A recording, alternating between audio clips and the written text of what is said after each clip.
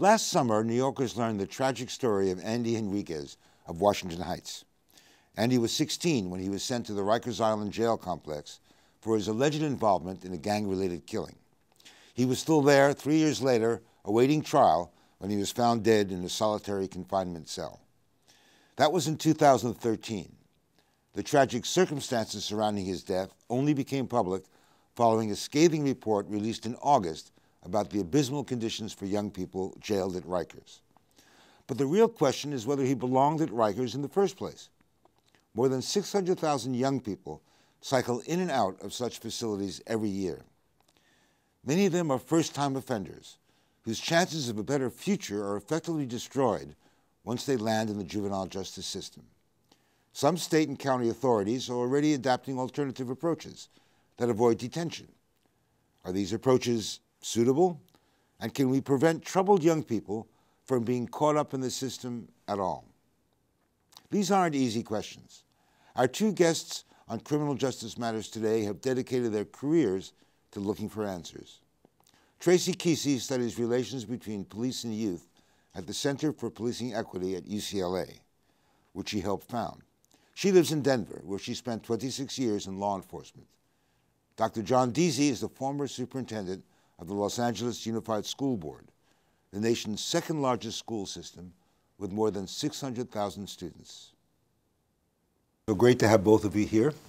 Tracie, let me start with you. We've gone through a lot in juvenile justice over the last 5 years. Things have marginally gotten better. There are fewer juveniles in prison these days, but there's still a lot more to be done, as I'm sure you'd agree. So, I mean, is one of the problems that we've over-criminalized juvenile behavior today, whereas 10 years ago, 15 years ago, what hijinks that kids would get up to and not land them in jail or before the courts? Absolutely. I mean, if you look at what's going on in the schools, and for most, I would say, cities, you have police officers in the schools. We take a look at, specifically in urban schools, what they are ticketing kids for. When I was growing up, you used to pinch somebody. It was kind of a sign that you might like that person, and now it's an assault. And so we're definitely over-criminalizing what we call kid behavior, things that we used to do. I mean, we all fought. We all rolled around on that playground, but it did not rise to the level where you had a ticket or you were sent to jail over it. So we definitely are over-criminalizing things. What's driving it? Is it fear? Is it violence? Are we running into things that we haven't run into before? It's a combination of all those things. And when I look at it post-Columbine. We definitely made a swing to try to tamp down on all behavior that may indicate something larger looming among kids.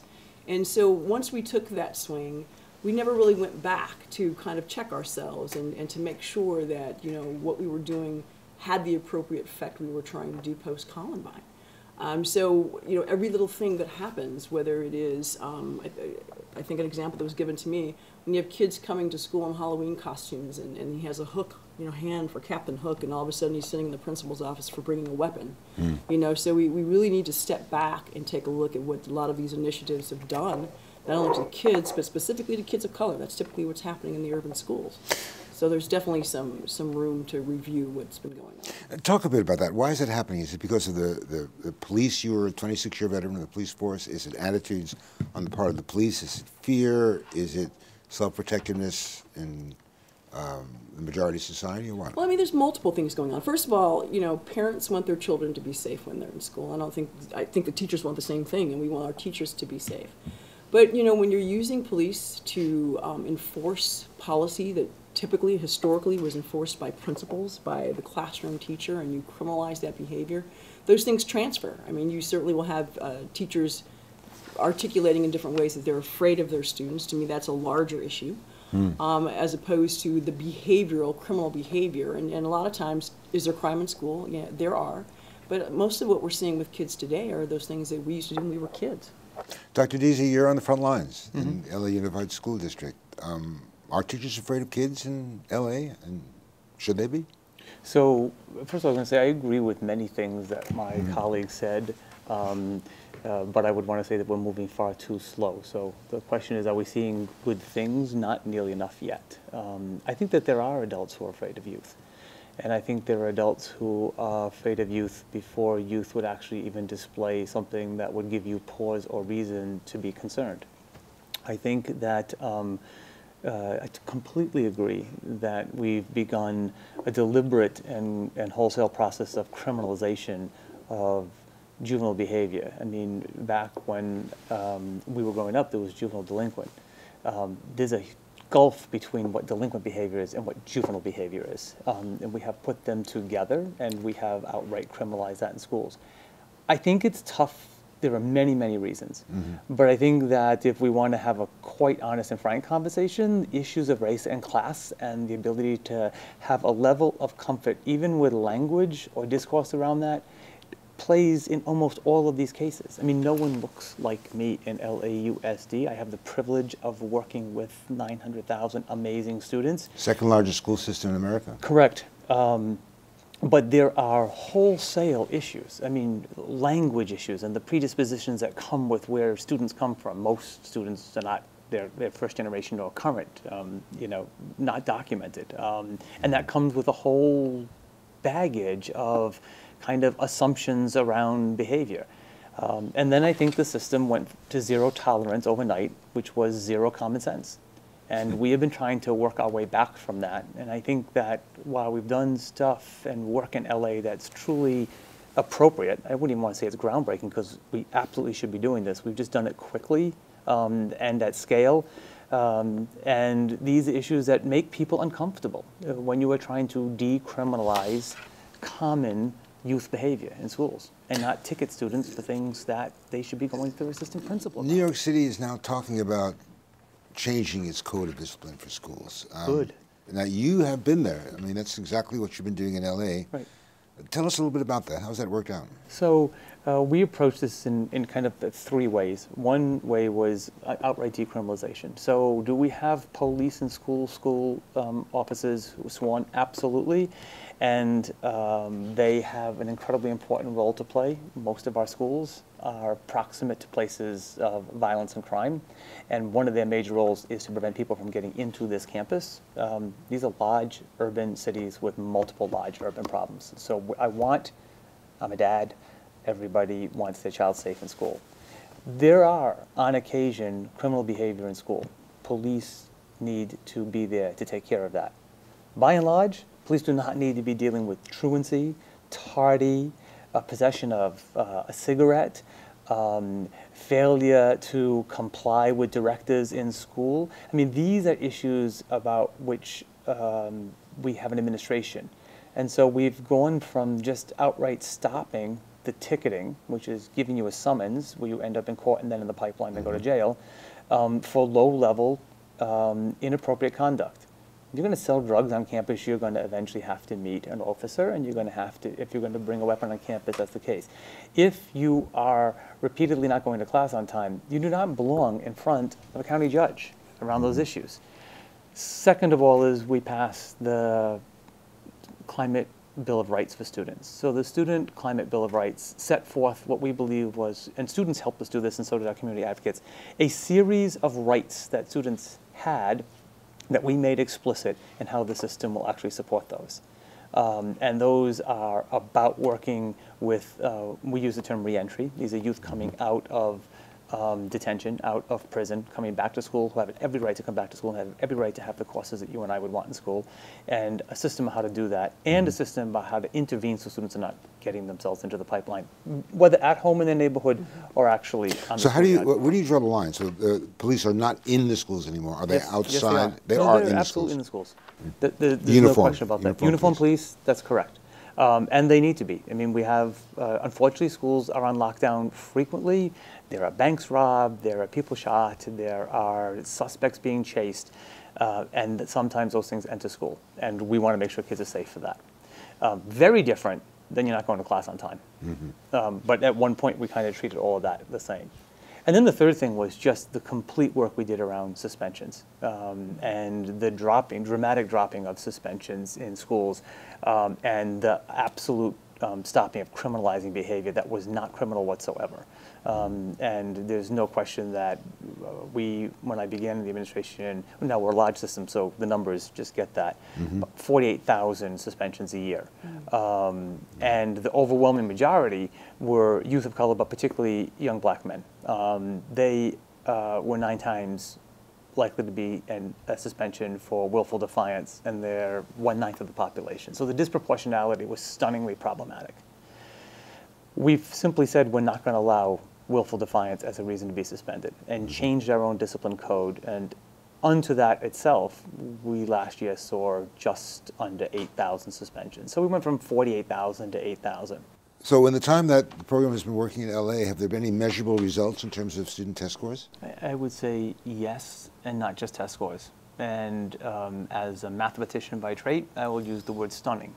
So when you take graduation rates from 58% to 77%, and that is in many ways about improving teaching and helping people have the materials they need in classrooms and all of the things on the educational side of the house. And you know, I don't teach anymore, and so I can take zero credit for how well students do in a classroom. These are the amazing men and women who do that. But the reality is, if we push them out, they can't possibly graduate. So a whole chunk of the improvement is we're keeping you. I remember vividly going to LA for the first time and people saying, oh, this huge, huge dropout problem. What I discovered was, no, there was a big push-out problem. And actually wanting to do something about that and saying there's a way to work with you without saying goodbye to you. That is a large part of why we're watching dramatic rises in graduation rates and achievement rates. It shouldn't be shocking that student achievement went up. Yeah. We were not pushing you out anymore. We're actually keeping you. Now, you had to go, and there are consequences to leave school when you are doing something that is gravely problematic. And there's the big 5 in California, and those things. If you're going to bring a weapon, you're going to use a weapon, sell drugs, do drugs, strike a person, an adult, you're going to have a problem. But was there pushback?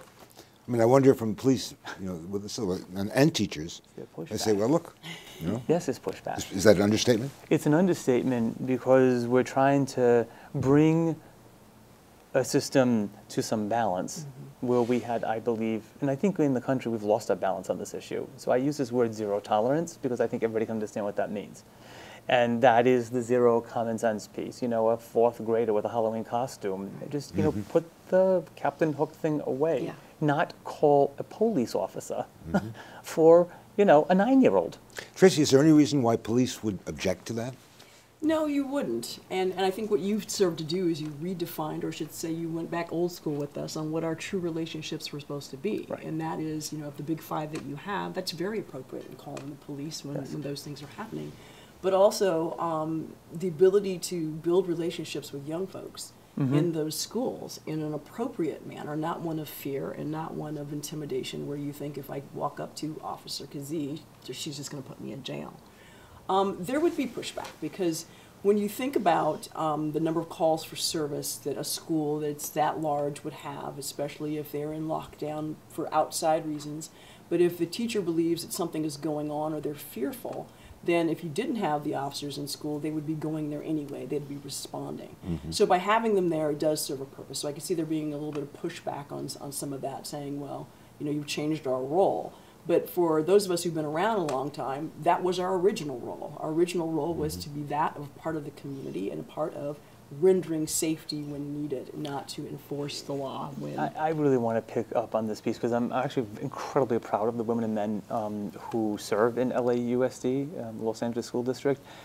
We implemented this entire process called restorative justice, and police actually were trained in that, and that is everything from safe passage home through multiple kind of gang crossing to get to your house, to how actually to work with police outside. These are LAUSD police, not the LAPD, to outright just mentoring and guidance. So building a healthy relaip with law enforcement has Does that actually happen, though? Yeah, I mean, we say it should happen, but doesn't happen. It very much has, but it's been a very rapid push to get there. This is not something that was there 5 and 8 years ago.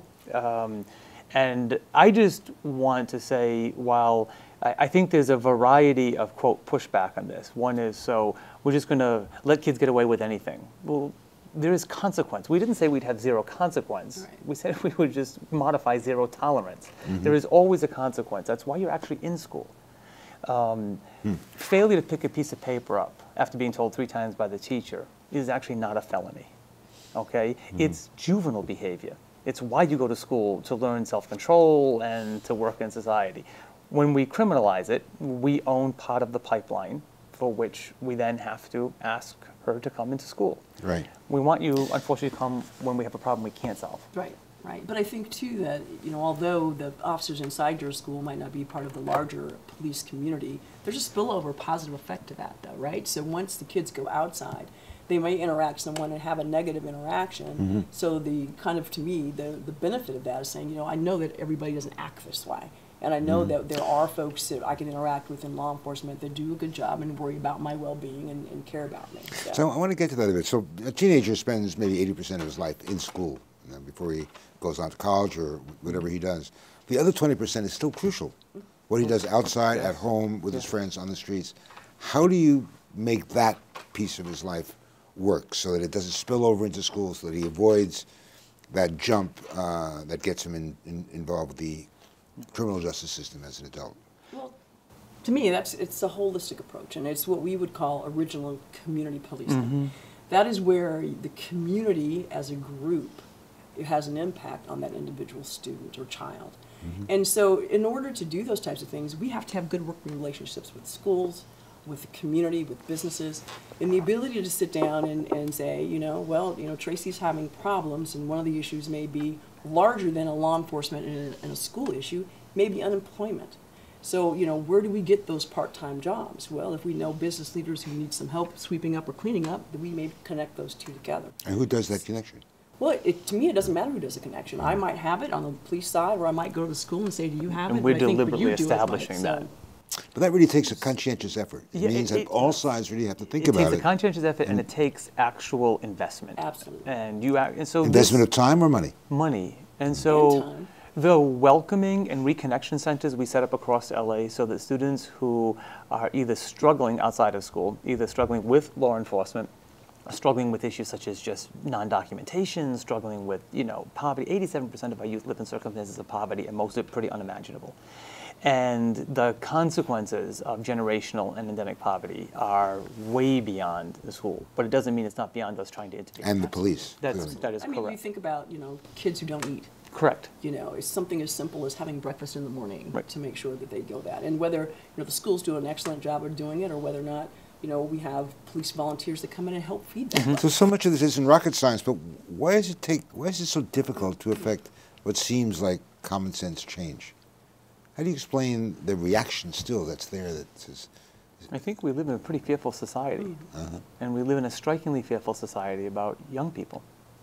And we've had some examples which would give us pause and reason to be fearful. And Columbine is an example, and we could list those other examples.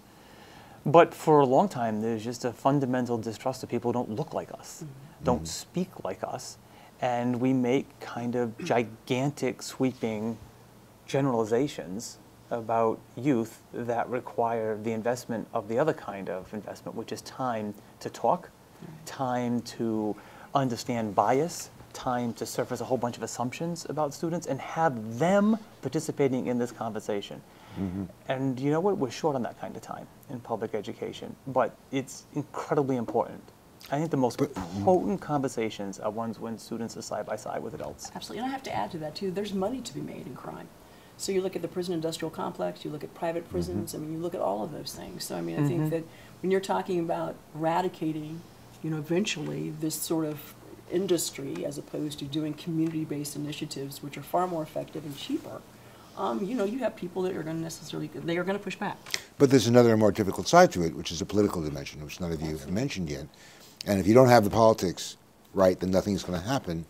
And so far, the politics in a lot of cities or states hasn't been on that same wavelength. That's where the community is involved. You vote. Yes. I mean, that's where the community organizing comes into play. You know, again, you put politicians in their offices, and a lot of that is about exercising that right to vote and to vote those out that don't really agree with the best way to treat our children. And they're not on the same wavelength in LA right now. I mean, as a school board, I want to give huge credit because no one ran on these issues and they were resolute and uniform on these issues. And it is risky when you're out there being first around this kind of work. I mean, so that is very, very true. But I also want to give a giant shout out to the community-based organizations who put it up straight up in your face, that this is not okay, and that we will organize student voice. I mean, the Student Climate Bill of Rights emerged from students in probably the best and most powerful use of protest and student voice I think I've ever seen. It's when an organization's leadership and when an organization's policy leadership and the board will decide, let's figure this out versus let's find ways to stop this, then I think you begin to have things happen at scale. Absolutely. That's very optimistic. I don't think on this issue, this is insolvable. It's not. We actually know, we can see results. This is more about public acts of professional courage than this is about an intractable problem with no solutions.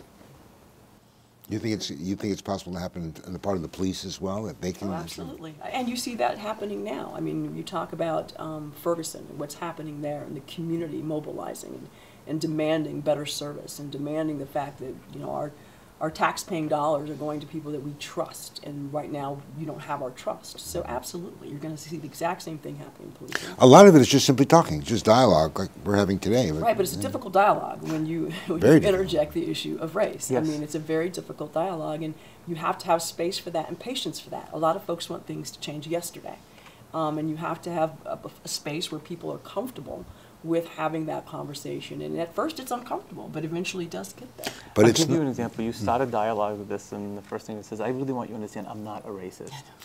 So when that has to be announced at the beginning of a dialogue, that's I'm not a racist, but probably good barometer. We have an issue.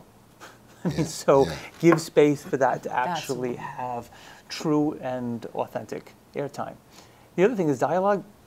A month doesn't go by where I do not spend time with the chief of police in LA. I mean, we have a remarkably good relationship, and that takes energy, deliberate, and effort all the time to do that.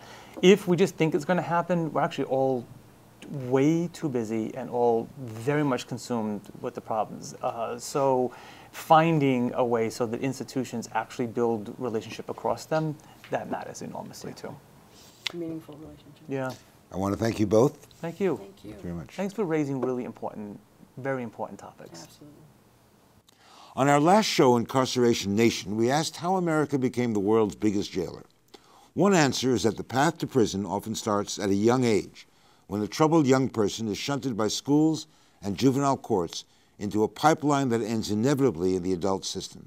If you're poor, uneducated, and come from a community of color, escaping from that pipeline seems almost impossible.